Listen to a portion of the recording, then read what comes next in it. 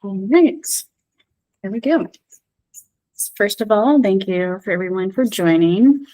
This presentation will explore the leader-follower dynamic.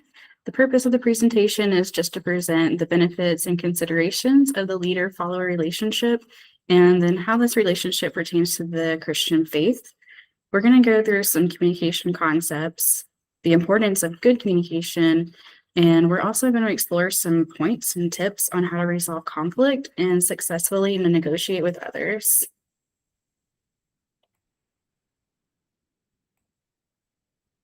So this is an overview of the presentation. We're going to define leadership and followership. We're also going to explore the importance of understanding the leader-follower relationship, as well as some theoretical perspectives on leadership and followership. The communication, power and influence, negotiation and collaboration, biblical perspectives on leadership and followership. And then at the conclusion, we'll just do some key takeaways, the ongoing nature of the relationship, and we're going to do a reflection and discussion. So before we begin on the rest of the presentation, I just want to inquire from the audience, like, what is your definition of a leader and what does it look like? Can you give any examples? Someone who inspires others. Great. Yeah. Can you give an example of somebody who inspired you? Oh, goodness. I would say I've worked with people who are just better than me, and they didn't tell me what to do. They inspired me to do better and coached me along the way. Great. Thank you for that. And then do you have a definition for followers? What do they look like? I think a good follower is teachable and wants to grow. I'm not sure if that encompasses all followers, but a good follower, the type of follower you want to mentor or lead, wants to grow. Yeah, exactly. And thanks for giving an example as well. So we want to establish a working definition of leadership and followership, emphasizing both roles. That's essential for effective group functioning. So on the picture here, you can kind of see that there's a lot that goes into being a leader. We've got power, competence, teamwork, communication, support, motivation, skills, and responsibility. All of that combined so that the leaders can influence group activities to achieve common goals. Where followers actively contribute to the group goals, they also support the leader.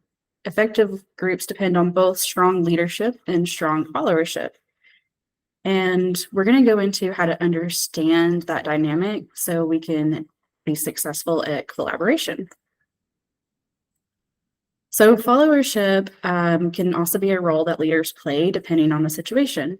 For example, a manager might have a director that they answer to.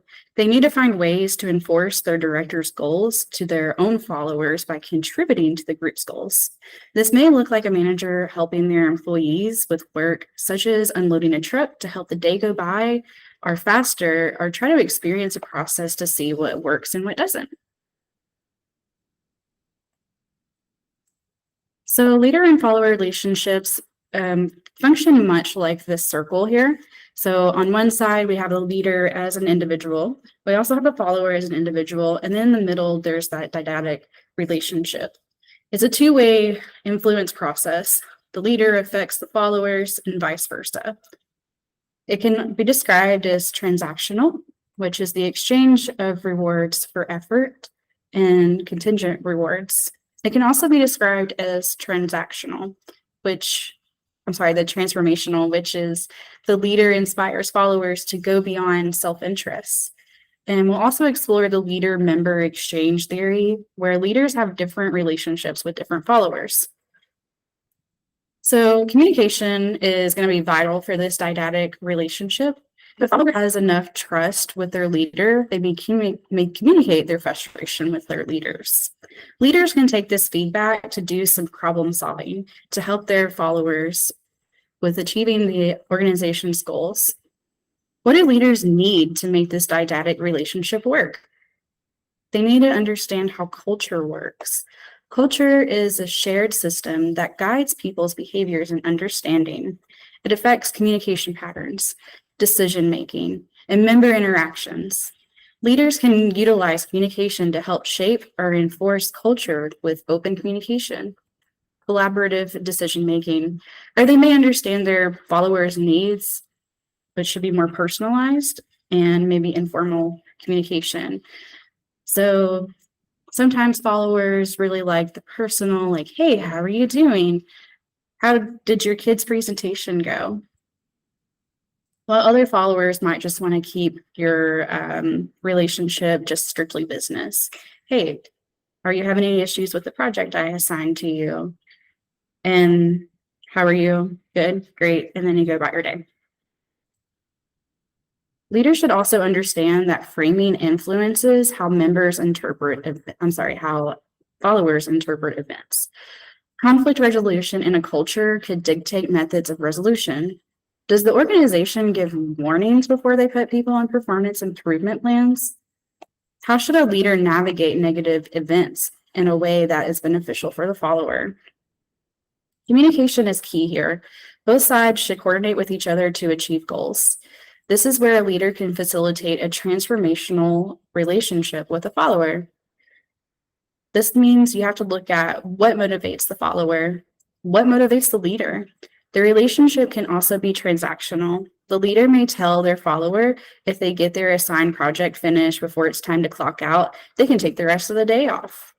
It's important to note that leaders will have different relationships with different followers. This may be due to knowledge, personalities, roles, cultures, and styles of communication. And that's on both sides of that circle. Leaders have different knowledge, personalities, roles, cultures, and styles of communication, and followers also as well.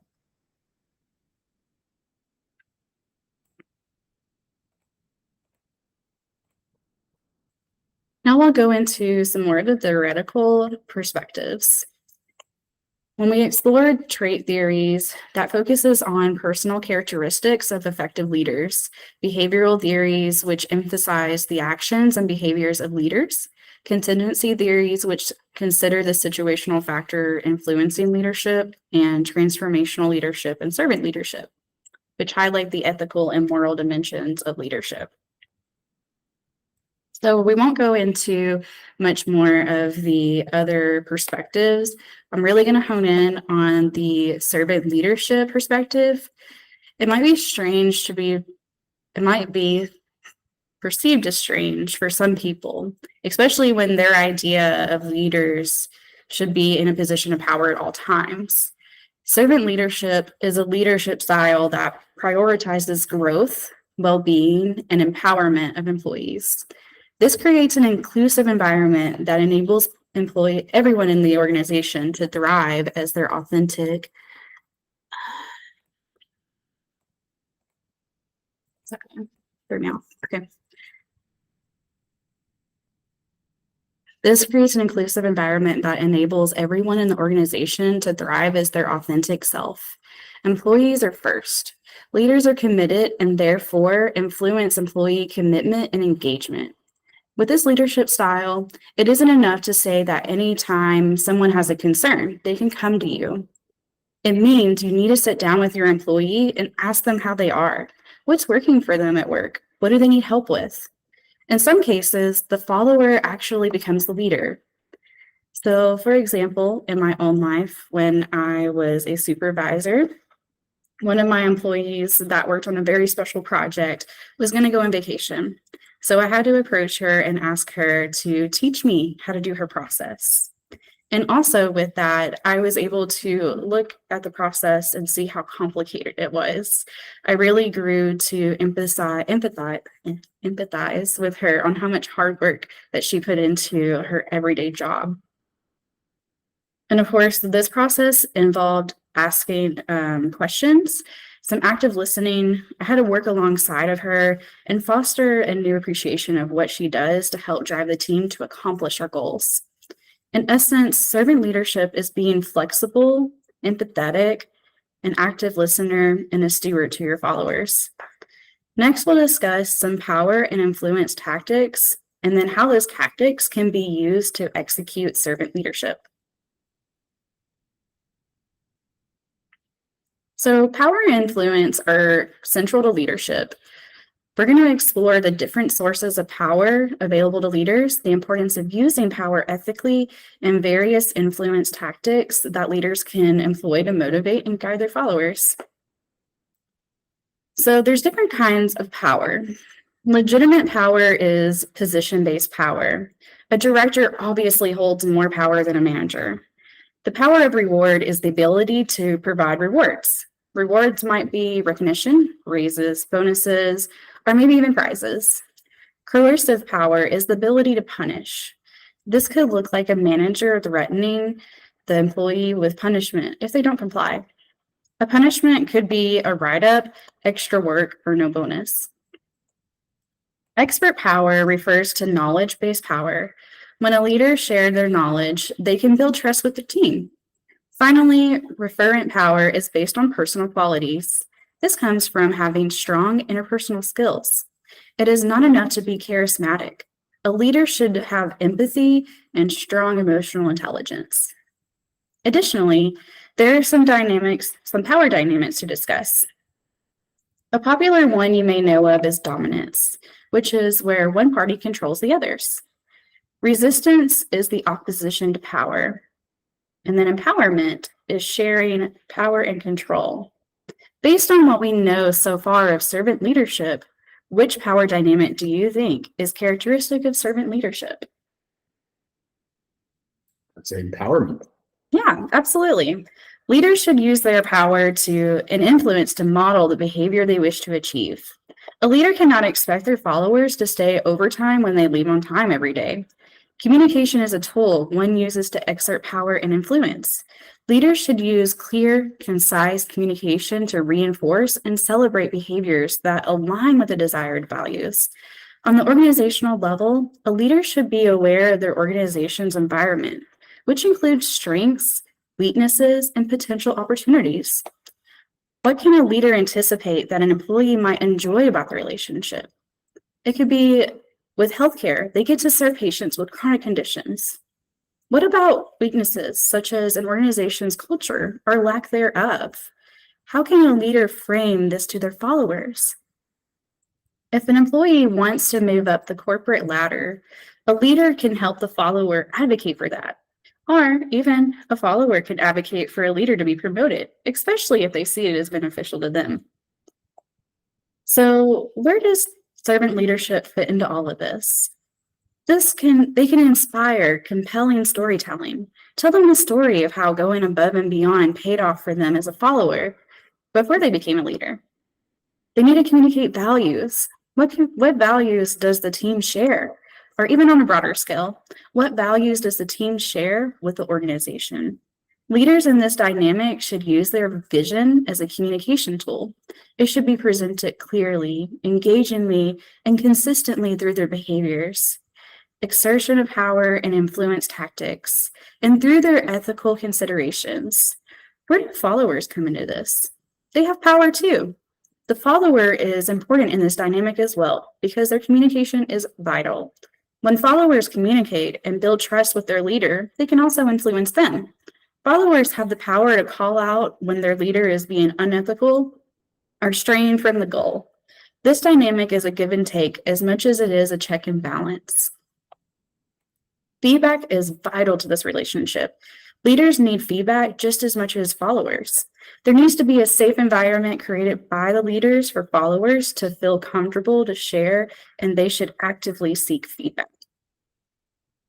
We'll switch gears a little bit, and we're going to discuss negotiation and collaboration.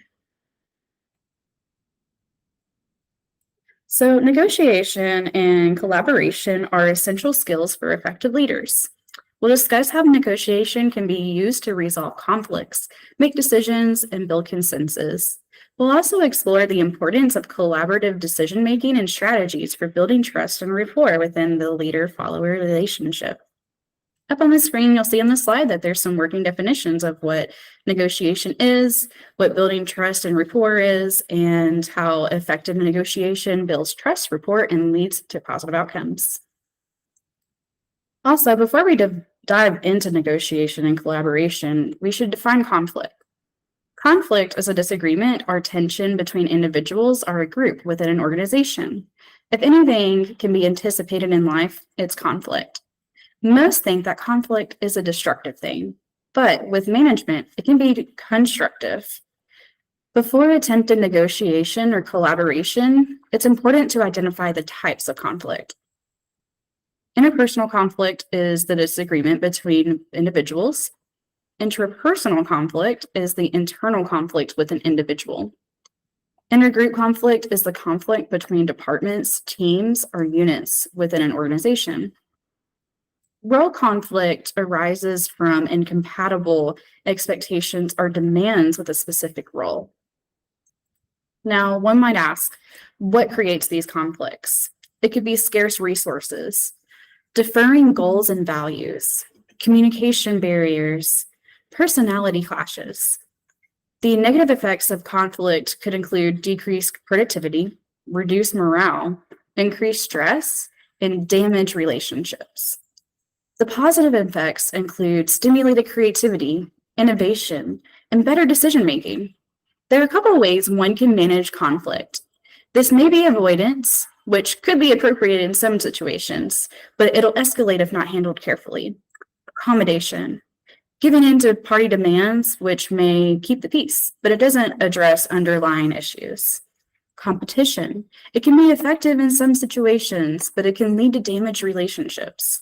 Collaboration. While it's the most constructive approach, it requires a significant amount of time and patience that most people don't consider. And then compromise. It can be practical, but it may not fully address the needs of all parties. It's important to remember that negotiation tactics are tools. They're not ends in themselves. So they should be used ethically and strategically. Tactics are categorized into types of such as information exchange, building relationships, leveraging power, and making concessions. Tactic effectiveness depends on the situation. Some common tactics are the good cop, bad cop, low ball, high ball, which you start with an extreme opening offer, bogey, which you pretend to value an issue, but it's not actually important to you. And then we have nibbling, which is asking for a small concession at the end of the negotiation session. Another important concept about negotiation is that it is a process of interdependent decision-making. It'll occur in various situations, whether it's in the workplace or your everyday personal life. How many of us have tried to negotiate with a toddler, our coworker, our siblings? How do we effectively negotiate? It requires careful planning, communication, and willingness to compromise. It's a skill that can be learned and developed through the practice of effective communication techniques and developing self-awareness. Successful negotiation will require planning and preparation. Who's your audience? What is your culture? What's their communication style? What's their conflict style? What are their values? And then what are your goals? Furthermore, what's your reservation point? What can you walk away with from this negotiation and still achieve what you came to achieve?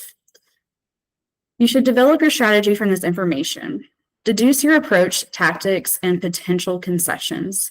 Consider the context, such as time constraints, cultural context, and relationship between the parties. The crucial stage of information exchange and relationship building. It includes active listening, asking clarifying questions, and providing clear and concise info. Building trust will foster collaboration, reduce suspicion, and promote a more positive climate. You should also avoid making premature concessions. You should focus on gathering info and understanding the party's position before making any significant commitments. 6 items to help your negotiation. Speak their language. Think about their culture, lingo, and history. Manage your reputation. Make dependence a factor. Tell them how your services or product will benefit them versus maybe even bring risk or damage if they don't use your product. Make unilateral concessions, which requires no commitment or concession. Label your concessions. Tell them why the price you gave them is significant and the value of it to you. Explain demands. If you give them a lower rate because it's the local rate versus giving them international rate, which is much higher.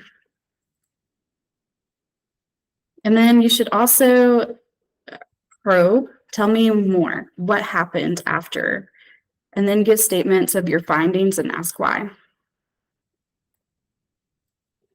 So the biblical perspectives we'll go over pretty quickly. In Snyder's book, there was a discussion about transformational culture. So what's more helpful on this screen? Is it the top where the boss is telling people what to do? Or is it the bottom where the leader is with their team and pulling their weight? It shows more equity as well. It's about how Moses helped his people find the promised land. He helped create culture and carried out the goals that surrounded that culture. David's a great example of referent power and how people loved him. And then Jesus was a servant when he was washing his disciples' feet. At the heart of servant leadership, it's a great style for Christians since it encompasses the ethics of Christianity. So in conclusion, I really like this picture because it shows the dynamic of how followers and leaders should balance each other. We encourage the audience to reflect on their own experiences as leaders and to engage in further discussion about the complexities of this crucial relationship. Leadership is a journey of continuous learning and development. They should be committed to ongoing self-reflection and improvement. Hopefully everything came full circle. How negotiation, power, communication, and influence are crucial in any leadership-follower relationship, and from both sides to be successful. Now I'll turn it over to y'all. Do you have any questions? What is I'm sorry, I didn't capture it. What was referent? It was referent power. Yeah, so referent power was when you like leveraged your kind of like your personality with people. Like so charisma? Yeah, charisma.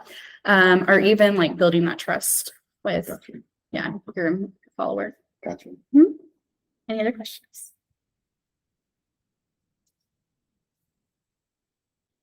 No, but I have a lot to think on. Yeah. Did you author that? Yeah. So I do want to have a quick discussion.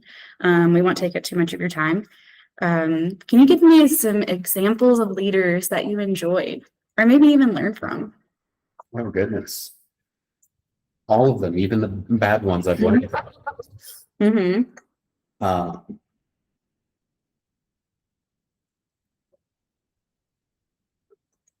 Goodness, I think of servant leaders at work that are Christian, and then when you tied that back in to talk about Jesus being a servant leader, something clicks about that. Being a Christian, you're supposed to follow Christ's steps. So I've got a lot to think on are these people such good servant leaders because they're following Jesus, or just because they're good servant leaders? That's a takeaway, but what was the original question? Yeah, that was the original question. And then same with followers. Like, have you met any followers that you really enjoyed? They may have like had no interest in being a leader, but they still showed like leadership qualities. Oh man, another designer at a metal fabrication shop I worked at. Very good designer. And good with software, but also good at advocating for causes in a way that is positive and encourages others to do more, not in a work harder way, but in a growth manner. Paul. Yeah, he's a good example. Yeah. All right. Thanks so much for the questions and the discussion. These are my references that I used. And if you want the copy of the slides so you can follow up on these books, just let me know. And then finally, this is a little QR code that'll bring you to a Google Forms link. Just want some feedback on what I can improve on, what I did well. and I want to know what you learned.